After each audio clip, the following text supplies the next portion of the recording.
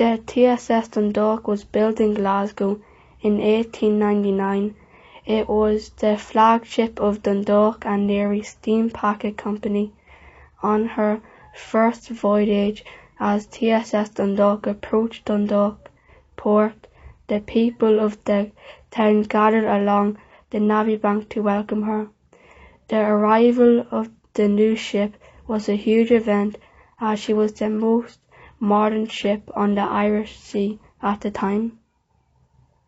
As stated by local historian Charlie McCarthy, TSS Dundalk transported cattle and goods from Dundalk to Liverpool and other goods on their return journey along with passengers. Her captain Hugh O'Neill was a very experienced mariner. During World War I there was a considerable loss of shipping because of attacks by German submarines on the ship in the Irish Sea. Even so, TSS Dundalk made the journey between Dundalk and Liverpool weekly.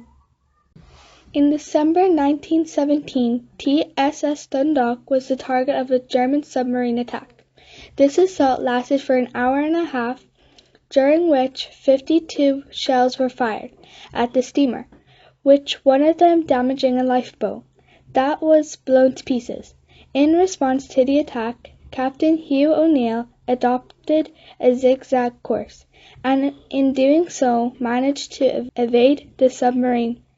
No lives were lost on this occasion, and both captain and crew were commended for their bravery. Unfortunately, less than a year later, on 14th of October 1918, TSS Dundalk would not be so lucky. On that evening, the ship left Liverpool at 5 p.m., intending to reach Dundalk by early morning. But soon after 11 p.m., she was attacked by a German submarine without warning. A torpedo hit the TSS Dundalk amidships on the port side and practically split the steamer in two. The ship began sinking immediately. Timber and iron were blown into mid-air, and survivors reported that they were blinded by ashes and cinders. TSS Dundalk went down in about 3 minutes. Captain Hugh O'Neill was on the bridge when the vessel sank.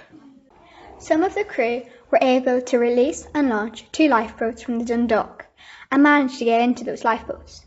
Other crew members were pulled into the lifeboats from the water. While these rescue attempts were ongoing, the German submarine came to the surface, remained there for about 5 minutes, then left the scene. Another vessel then came to the scene almost immediately, was the SS Carlingford, as it nearly ran over one of the lifeboats. The captain of the SS Carlingford, Captain Hughes, found himself in an extremely difficult situation. Admiral instructions of the time were quite clear. No ocean-going British merchant vessel is permitted to go to the assistance of a ship which has been torpedoed by a submarine. A telegram sent by Captain Hughes explained the decision taken by him and the actions of SS Carlingford. It reported that at 11:45 p.m. on October 14th, he sighted 2 lifeboats full of men. After making an effort to pick up survivors, the captain observed the conning towers of a submarine and therefore abandoned the rescue effort, and the SS Carlingford proceeded on its voyage. The response caused controversy in the towns and led to families being split in the aftermath. So what was the fate of the 2 lifeboats? The lifeboats were damaged and water had to be bailed throughout the night. The crew within were cold and hungry. Some of them were sick and injured. The rudder of one of the boats was broken, so the men had to row, which they did all of the following day. In the evening time, they were spotted by a seaplane, and this led to them being picked up by a trawler and brought to safety at Holyhead. Following 16 hours at sea, the men on the other lifeboats were picked up by the SS Douglas and brought to safety to the Isle of Man.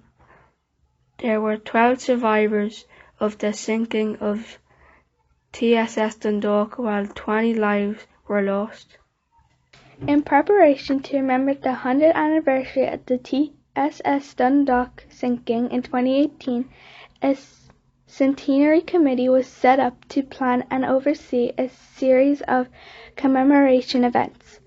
This includes the creation of the memorial to the tragic event that was unveiled at the Navvy Bank, Dundalk on Armistice Day, the 11th of November 2018.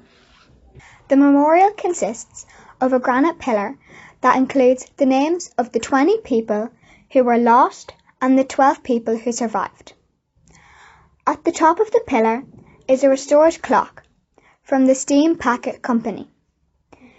The inscription states, "In memory of all on board the TSS Dundalk, torpedoed at 11:10 p.m. on the 14th of October 1918. We're here in the Louth County Museum in Dundalk, and this is the bell and the bell holder that are on display from the TSS Dundalk. This is a porthole and wash basin from the TSS Dundalk. For the time the wash basin and porthole were in the water, the wash basin is in very good condition.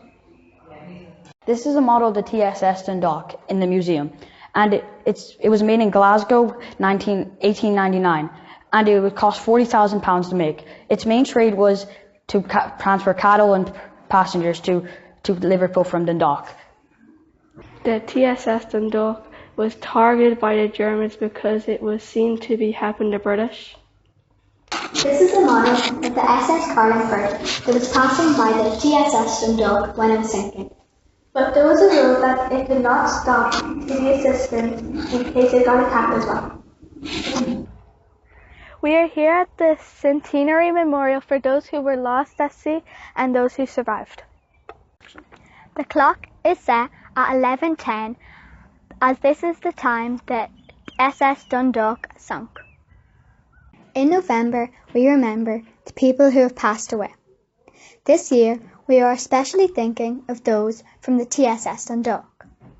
May they rest in peace.